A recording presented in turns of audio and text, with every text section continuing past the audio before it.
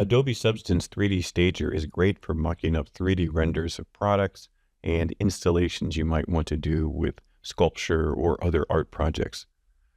A nice way to use mockups is to look on Google Street View or any other mapping program for places that you can't actually get to. This is really good for proposals or just seeing how something might look in a public space when you're unable to go take a photo. Once you have a screenshot from Google Street View, select Environment, then select Match Image. Import the photo from Google Street View. Then set the image aspect ratio, detect the light sources, and match camera perspective, and select OK. Once Adobe Substance 3D Stager has matched the camera perspective, you can now bring in your 3D object. Go to File, Import 3D Model. Place your 3D model in the scene, and now it's time to correct the lighting. Often, Adobe Substance 3D Stager does a pretty good job of getting the perspective good enough for a render, but it often messes up the lights.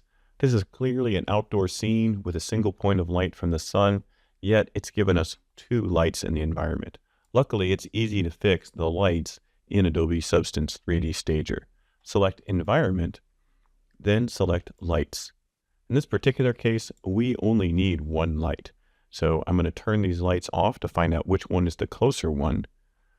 Probably this one. So I will select Image Light right here and then the trash can. We don't also need to use our environment light, but we can turn it off just for a moment because this really is the light.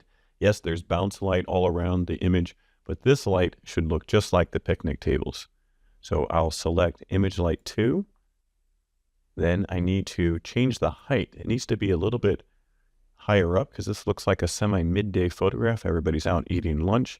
So the sun would be high in the sky. So a high angle, probably something like this. And now I can change the rotation a little bit to get it to match that picnic table there. Looks like it's coming from the left a lot more than the right. So I think that's looking good there. Maybe a little bit more rotation, something like that.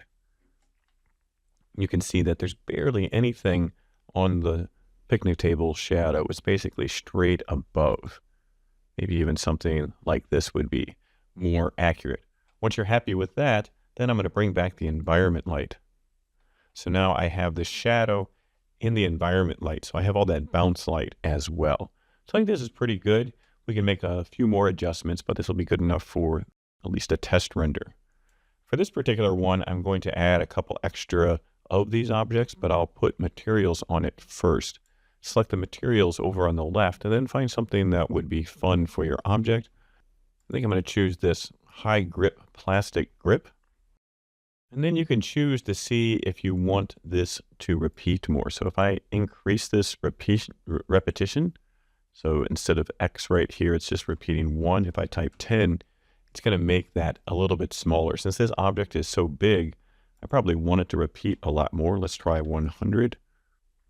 I think that looks a little bit more believable if this was going to be something fiberglass. And then I'm going to go ahead and change the color of it. Let's make it a bit brighter, maybe a bit more red like it was. Now I'm happy with my material. I'll select this object and then I'll copy and paste it.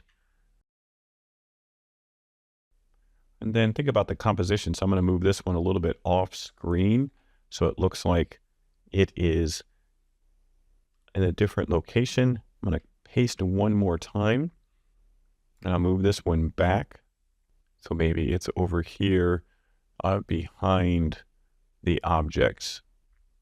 So what you want to do is kind of have a sense of scale in that you can see multiple objects. Probably definitely want that to overlap a bit. Then maybe move this one back. And be careful here because this is kind of overlapping that light right there. So necessary, that could be taken out in Photoshop or other editing program. Place it right there. Is that going to look like it's behind the light? Yes, but now I'm smashing this person's head. So there are some limitations. You can usually get around them reasonably well. Maybe I'll put this one over here in the grass. So now I'm happy with my render setup and I'm ready to render. Select render from the top here. I'm going to select high, so I get a nice, good render. And then instead of a PNG, I want to get a Photoshop 16 bits per channel. Label this Marshmallow Street View. Then click Render. This should allow you to quickly mock up some potential sculptures in a 3D environment from Google Street View with Adobe Substance 3D Stager. Happy 3D modeling!